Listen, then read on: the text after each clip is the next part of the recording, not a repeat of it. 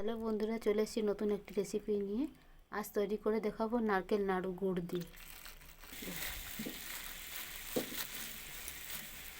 কড়াইয়ের মধ্যে আমি দিয়ে দিচ্ছি ঢেলা গুড়। অনেকে ঢেলা গুঁড়ো বলে, অনেকে আখের গুঁড়োও বলে। গুড়গুলো দিয়ে গলিয়ে নেব। গুড়টা আমি কড়াইয়ের মধ্যে গলিয়ে নিচ্ছি। গুড় আমার গলে গেছে। এরপর এলাচের দানা দিয়ে দেবো।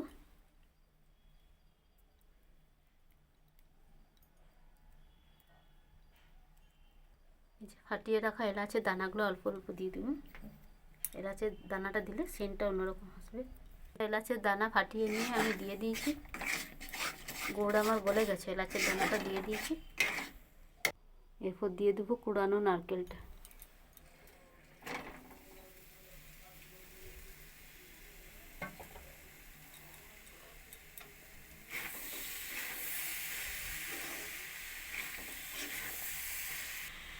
গুড় নারকেল একসঙ্গে মিশিয়ে নিই।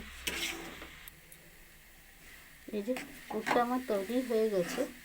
এরপর ঠান্ডা করে নিয়ে নাড়ুগুলো পাকিয়ে নেব।